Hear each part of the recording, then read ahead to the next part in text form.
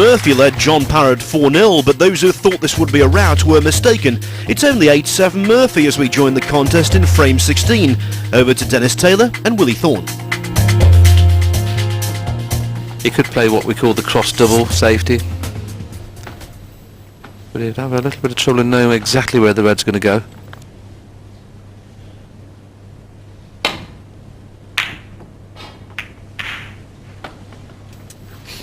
Yes, that was the cross double you mentioned, Willie.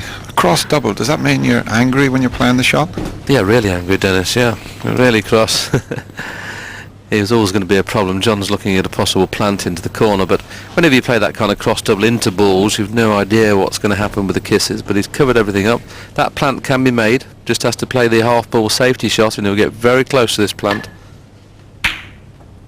And if he gets the kiss on the green, this is a good chance.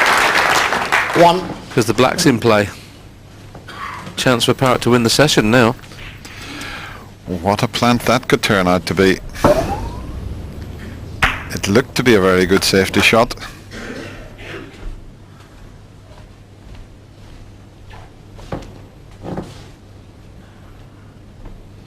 Just got to be a little bit careful with the white here. The reds are nicely open, but a few of them blocking each other into both corners.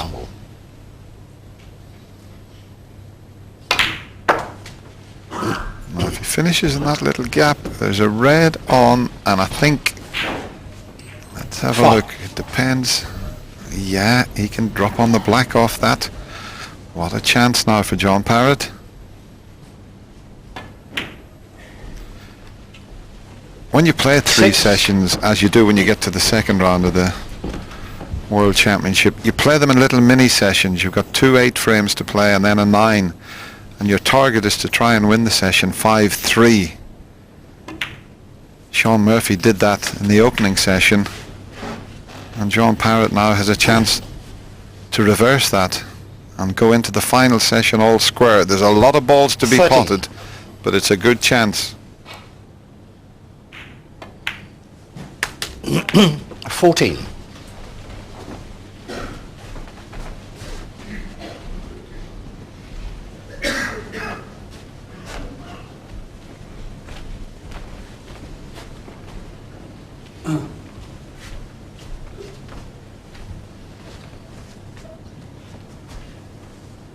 Playing this slightly more difficult positional shot here just to try and clear the black spot. Oh, he's held the spot. What on earth's happened there? The black will go onto the green spot here, will it?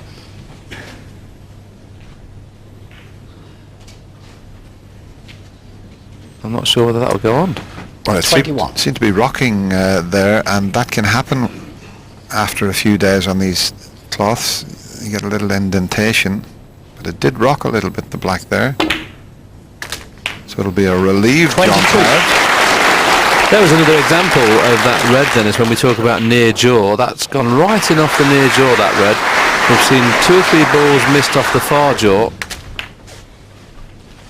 John played it quite quickly, the red. 29.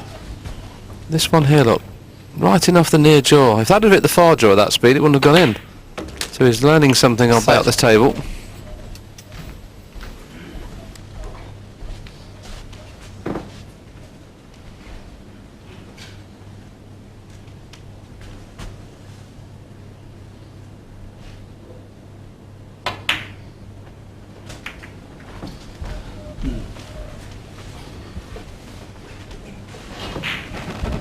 It's 35.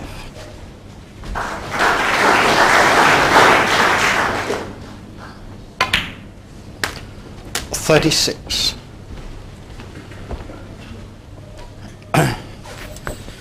This is the only frame in this session that a player hasn't got in with a chance. Usually both players have had a chance. John Parrott's dominated this frame so far. Will he score enough points not to give Shaun Murphy any sort of chance in this frame?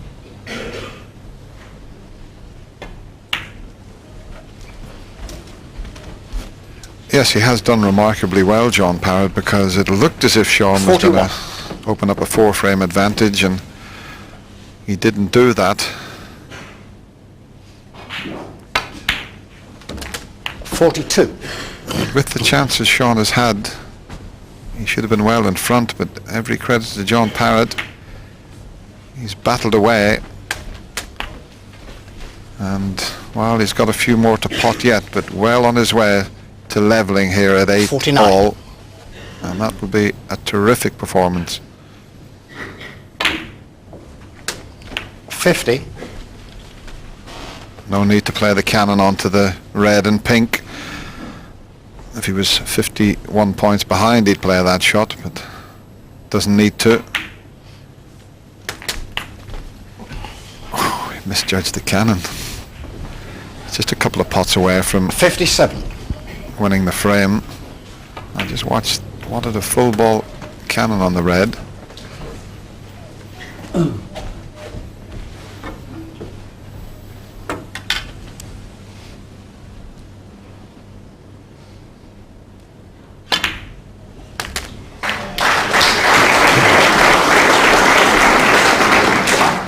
$58.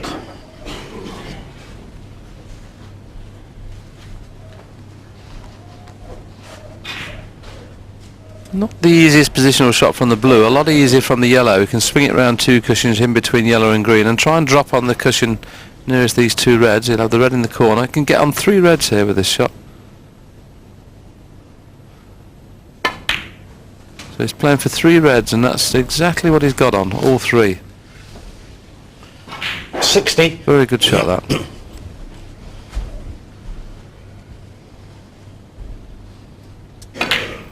That's the one he wanted. 61.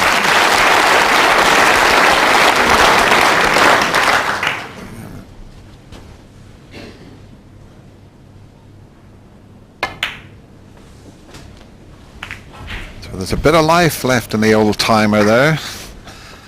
66. Just 43 years of age, but in this day and age, that's classed as old in snooker terms.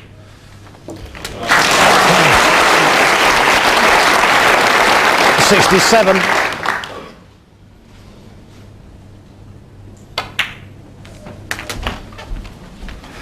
Looking forward to this one this evening. Yes, it's going to be a little bit 74. twitchy, isn't it? That's his joint highest break of this match so far. And this is the only frame 75. of this session where Shaun has not had a chance. Both players have had chances in every frame. So you've got to take your hat off to John Parrott here, the way he's played this frame. He's played it beautifully. And perhaps still deserves a century. 82.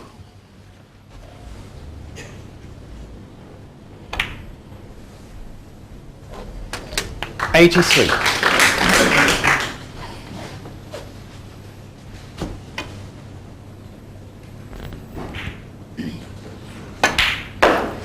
Do you know he only made 1 century last season, Willie, and 2 this season? That's because he hasn't really been 89. competing that much, but he's made 241 altogether, or 217 actually. Get in, red. 90. Needs 3 good pots now, of course, because he'll need the green as well. Now he's taking the pink. Well played.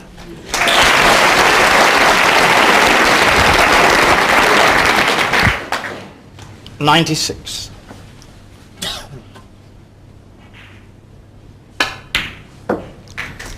$98. When you think he's up against one of the top young players in the world, and Shaun Murphy, this has to be classed as a terrific performance. 101. Century number 218, Crucible century 33. John Parrott is well in this match now. Gives Shaun 105. Murphy plenty to think about. A session that could have gone either way, but John Parrott has won it 5-3 to level the scores, and he's 110. finishing off in style.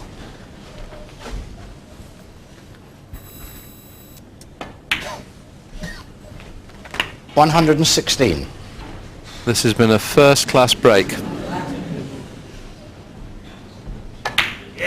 break finishes in 123. Parrott takes a session to 5 frames to 3 to level the match. We're 8 all going into the final session, all to play for. If you'll pardon the obvious cliche, Parrott is rolling back the years. Murphy will need to engage a higher gear in the closing session. Here's frame 17. John Virgo's now alongside Dennis Taylor. It's not straight, so Shaun may be tempted by this red along the top cushion. If he pots it, he can get position on the black. You've got to be very accurate with these type of shots, and I think he's also got an alternative, Dennis, into the left middle. So he'll be playing a pot here, I'm certain. Yeah, this is a slightly easier pot. The one along the cushion was quite tough.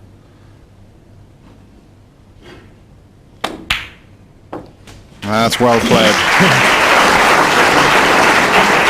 1. You've got to cue well to knock those in.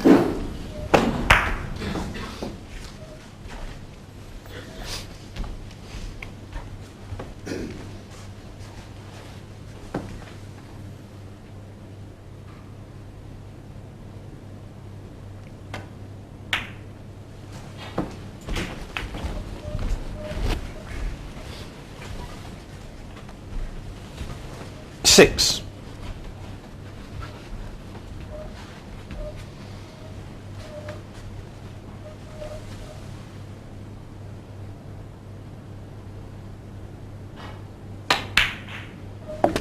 Seven.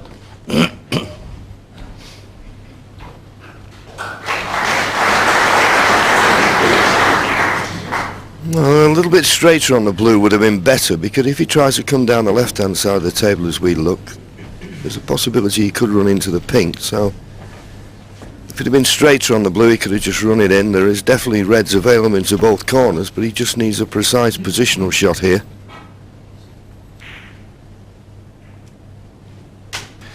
That's where he'd like to get, but the pink's in the way. He can't drop the blue and then finish in the circle. He would have a straight red in the corner and could get on the black, but he can't get to that position.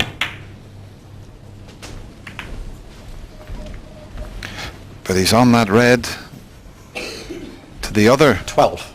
corner pocket, so that's turned out very nicely, that little cannon. 13. I think it's important for Shaun Murphy to get off to a good start here this evening, because Shaun Parrott has asked the question and put him under quite a bit of pressure. Be interesting to see how he responds here.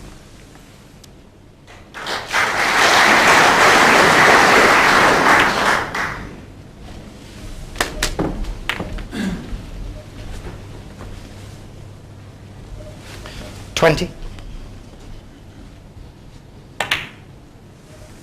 21.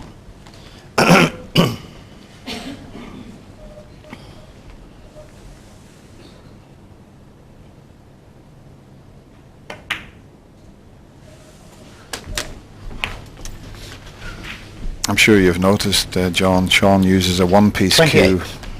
A lot of the top players use two-piece cues now, but he still prefers the cue without the joint in it. 29. He needs a good cannon here. The three reds, if he can cannon the three reds, the little triangular reds that are there, he could open the whole game up here. Doesn't have to hit them too hard. He got the cannon, but not quite as he intended. 36. Yes, it looked as though that was the correct shot. Well, it was the correct shot to play, but as we always say, when you run into other balls, things can go wrong. But he's still got this red to the left corner, a lot thinner than he would have liked. 37. And it went, he's on the yellow. He just needs one good positional shot now, you feel. And this frame is at his mercy.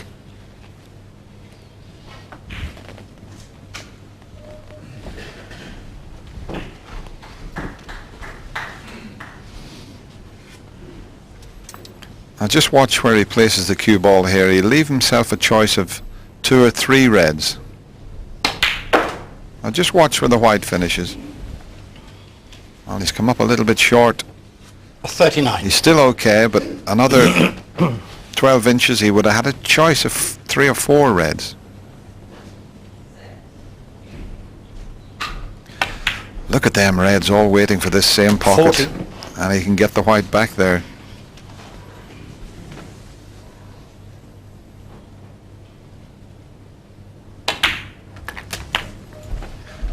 at that. It's take your pick time. 47.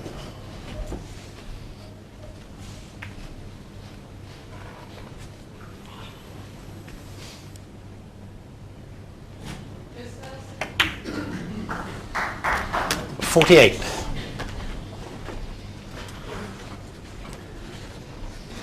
Well, as we say, it's getting to the business end of this match. This is the third and final session, but this is a real good start this from Shaun. He's been given the chance. Opened with a good red to the middle pocket. 55. Looks very composed and looks in good touch. There you see, first to 13 frames, goes through to the quarter-final. 56.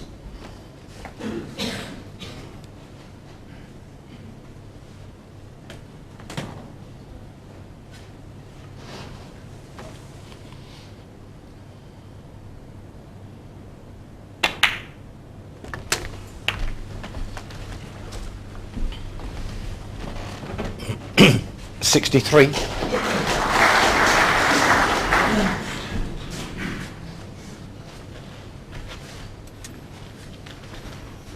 Shaun's already had a century break, exactly 100.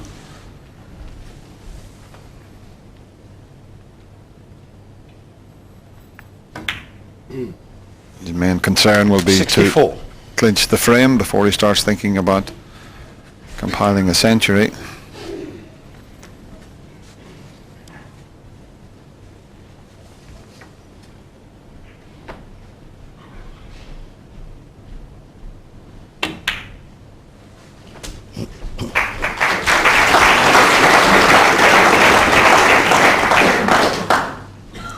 $70. Just looking at the balls he's potted, he's been all round the table in this break. 71. But it won't matter. And as I say, he couldn't have taken them better. A couple of times it nearly went wrong, but that was just a run of the ball when he played little cannons. But 76. this is the perfect start.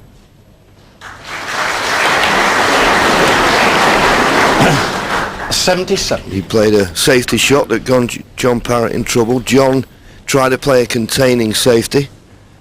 And as I say, good opening red from Shaun, and John's been sat down ever since. That's Snooker in the top flight. 84.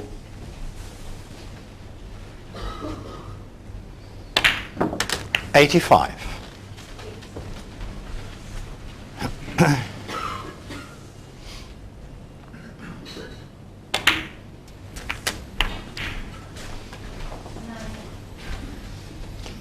You can't do 92. much about this, John.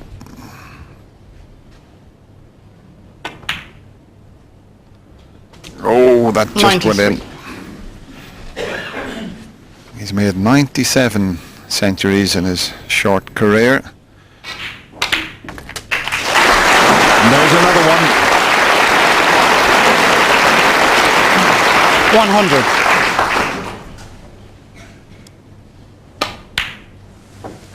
$101.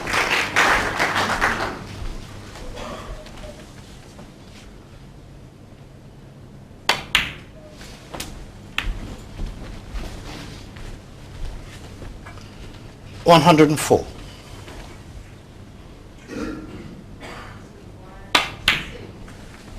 $106.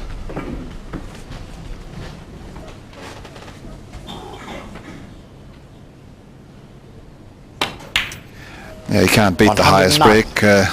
Ken Doherty holds that at the moment, a break of 135. I don't think that will last. But this is a very polished performance. 113.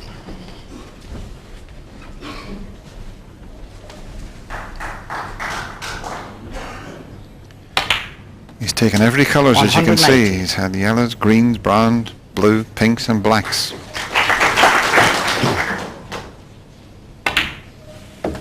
$124. He'll be getting ready for the next frame. But what a start for Shaun Murphy. You can't do any better than that. A break of 131, and he extends his lead. He's back 1 frame in front at 9-8. Emphatic, and 9-8 became 12-8 when Murphy followed a 60 break in frame 18 by stealing the 19th on the black, then adding a scrappy 20th. 1. And just look where the whites finished. Isn't that usually the case when you're the one that's struggling a little bit? That type of thing happens when things are going well for you. You develop all the 3 reds and usually finish on a colour. He did it again, he gave it a good old whack, but he wasn't lucky, was he? Now, is it there? I don't think so. And he hasn't blocked the pocket John again. Parrott, 1. Yes, he edged his bets there, thinking if the blue didn't go in, it'd cover the pocket, but he hasn't.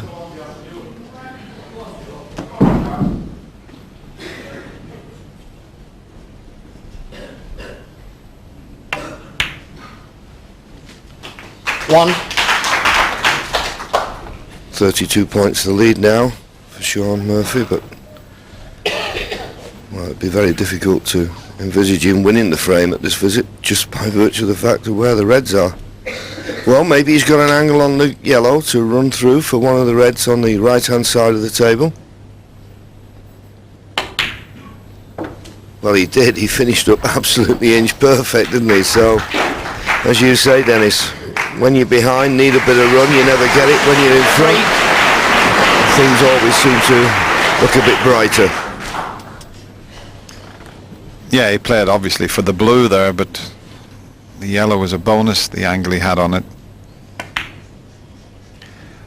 And now he's got the chance to cannon those reds. I think if he comes off the top cushion and just flicks the middle one, it will develop all 3 of them. And that's exactly what he did.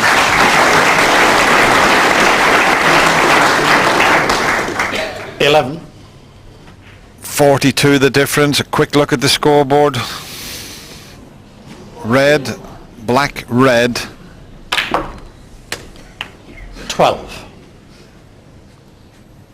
And he really has performed very well here this evening.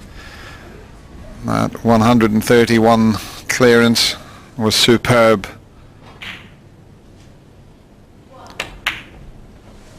John did have a chance to get back to just 1 behind. 19.